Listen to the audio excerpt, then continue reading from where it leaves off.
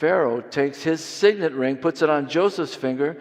Pharaoh dresses Joseph in robes of fine linen. Pharaoh puts a gold chain around Joseph's neck. Pharaoh lets him ride in a chariot as his second in command, and people are shouting before him and bowing before him and raising their hands now before Joseph. Make way! And it says then in verse 43 of chapter 41, then Pharaoh put Joseph in charge of the whole land of Egypt. He is the second most powerful person in the Near East at that time.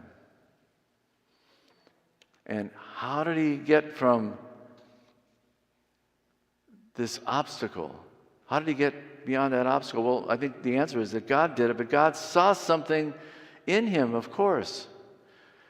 And one of the things that God saw in Joseph was that he didn't hold on to the bitterness of what happened to him, but he forgave.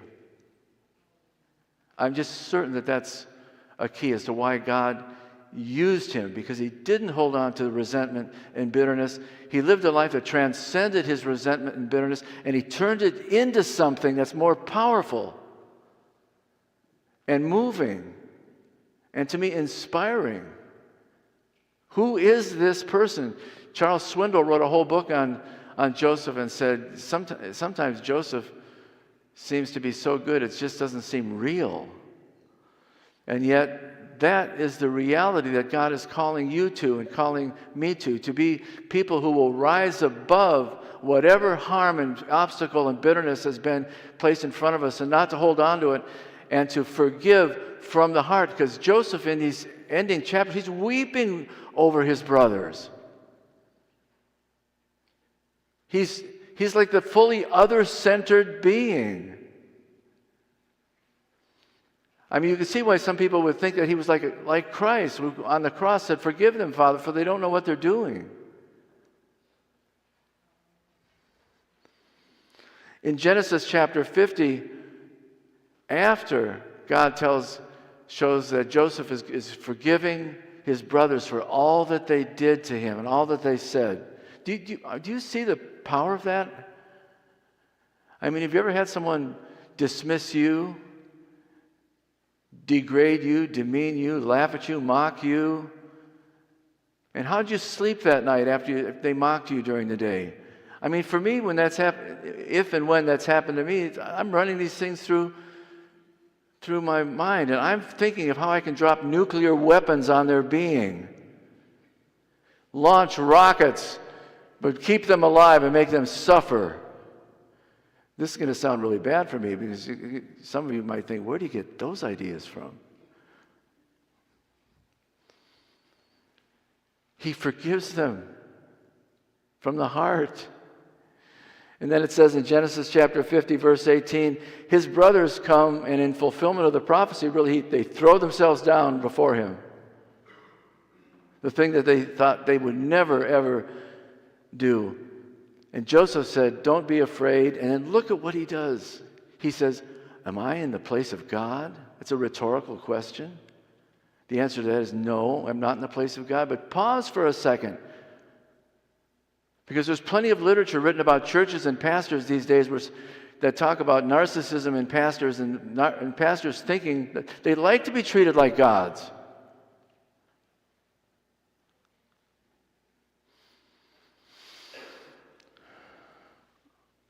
A couple years ago, there were some people who came to our church just to check it out. They lived in Detroit. They drove several miles to come here. They asked if we could go out to lunch with them. They wanted to ask us some questions. And so we went to my old office, Panera Bread, number 1, and which, by the way, I still have a heart for. And that's another story. I'm not over that yet. We were talking with them, and then the young man, who was married a couple, he leaned forward in the booth there at Panera Bread, and he pointed his finger at me, and he said, I need to ask you this question. Do you throw a party for yourself once a year and expect people to come and give you gifts? And I'm thinking, First, And then I shook my head and got that thought out. I looked at I said, no, are you kidding? They said, no, we're not kidding, because our pastor does that. And everything in me saying, he needs to be out of the ministry, man. It's not. Look at Joseph. He tells his brothers, don't worship me. Am I in the place of God? The answer to that is no.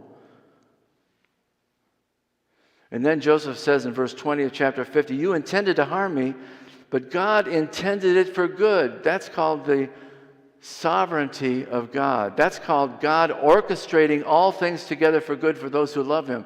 That can often only be seen in retrospect of what God has done, of how God has brought us through this thing, and so on.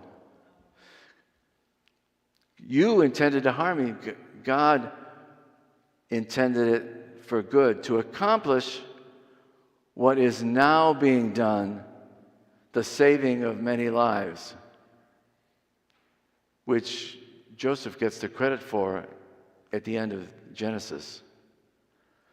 Joseph then says, so then, don't be afraid. I will provide for you and your children. There's a famine in the land. And then Joseph reassured his brothers and spoke kindly to them. That's leadership Bible style. Don't you want a leader? Leaders like that? Who aren't living out their lives, still angry at something that happened to them years ago, still angry at something that was unfair that was done to them. Who hasn't had things unfair done to them, by the way, and who hasn't done unfair things to other people? As one of our guest speakers, Gary Doherty, when he was here from Florida several years ago, he said, you need to go down to Lowe's, buy a ladder and get over it. You need to transcend these things. The choice is live in this bitterness and hold on to it all the rest of your life, or become a wall breaker, a builder, and let it be redemptive, this suffering in your life. So it produces something good out of it, often which we can only see in retrospect. So we don't live for the moment now and evaluate according to that. We live for the long term. Joseph lived for the glory of God, not his own glory. Joseph, with the help of God, overcame impossible obstacles. Even though he was terribly mistreated, he lived above these all too common expressions of rage and resentment and revenge. In Joseph, we have a person who deliberately chose to overlook unfair offenses and to forgive. Do you desire a great outcome for your life? Then live like that. Live as Joseph lived. Forgive as Joseph forgave.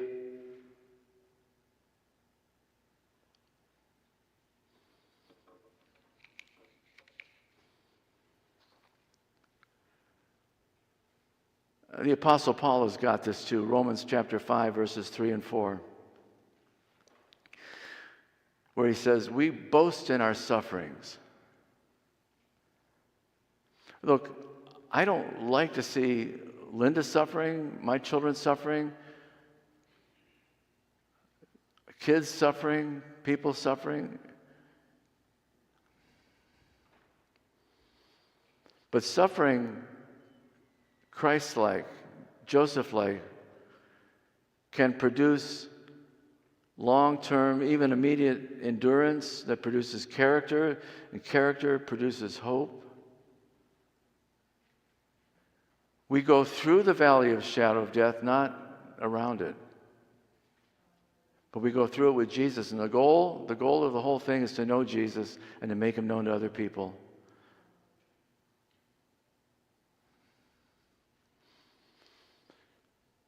This incredible, someone make a t-shirt and wear it. Put it on your t-shirt. Make a poster or something. Genesis 41:52, where Joseph says, God has made me fruitful in the land of my suffering. The Message translation is, God has prospered me in the land of my sorrow.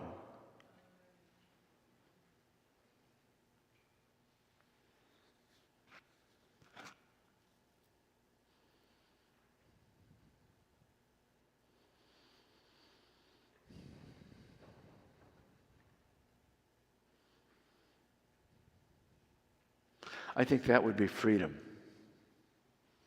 Otherwise, the circumstances are controlling us. And we don't want that to happen. Then we act like victims. There are true victims. There are true. Joseph is a true victim. He didn't deserve any of that. But he didn't wallow in victimhood. He ended up rising above it. And that, my friends, is the possibility and the reality that he's calling all of you to as well. I say, go free. Go free. And from that position of freedom, begin to forgive others for what they've done. Doesn't mean you trust them all. It's not even, do I have to like them before I forgive them? I think not. But if you live out of that life of forgiveness and it's compassionate, that is, you can feel with them, you know what it's like to suffer as they're suffering, you know what it's like to cause suffering in others, I think your lives can be more powerful for Christ.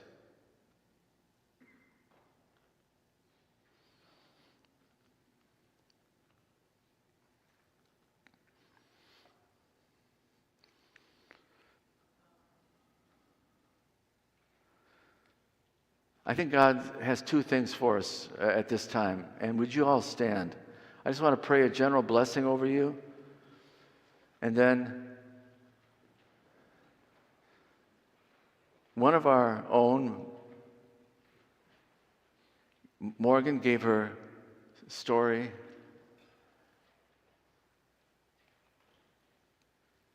And God is sending her on an adventure of faith.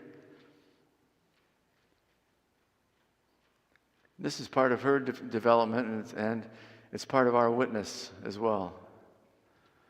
When I hear someone share like she shared today, I hear it again speaking to me.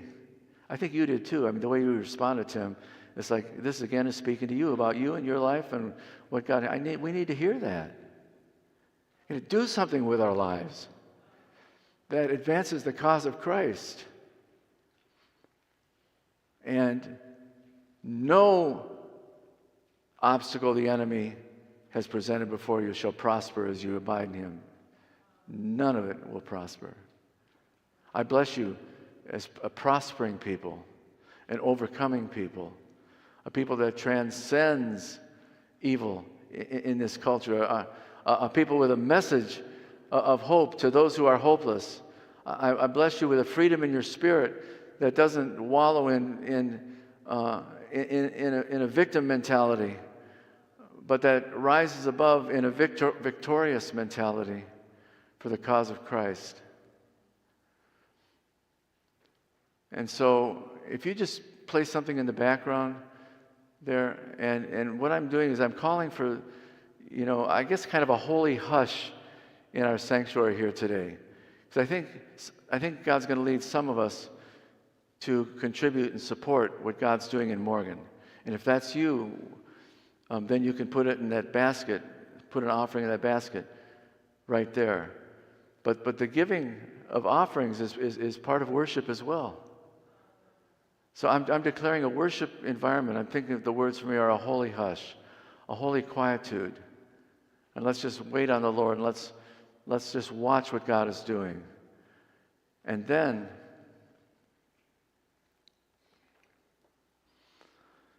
if someone would like prayer because you are now facing an obstacle that seems insurmountable,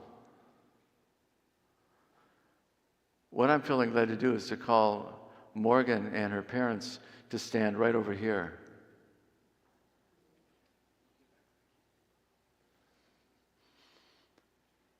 Are they working in the back? Oh, Morgan's working. We're going to pull her out again. And if this works out the way I think it is, then I'm going to have them bless you and pray for you to be overcomers with whatever obstacles you're facing right now. Do you see that that's the good news? That is good news?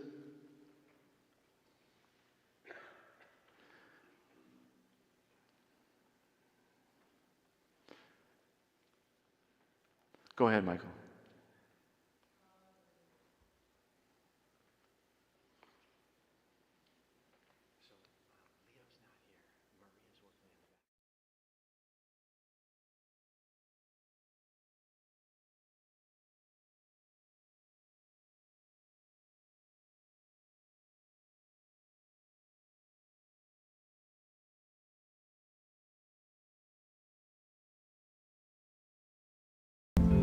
What an honor and joy to have you with us this morning.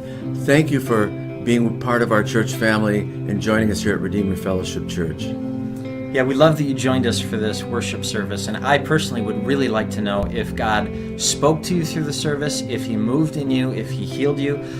Feel free, of course, to come in on a Sunday morning if you're able to, and just tell me. You could email me at tim.curry@redeemermonroe.com. You can visit our website, redeemermonroe.com. Check us out on Facebook, Instagram, and we also have Church Center, the app. You can find us on there as well. Now may the Lord bless you and keep you.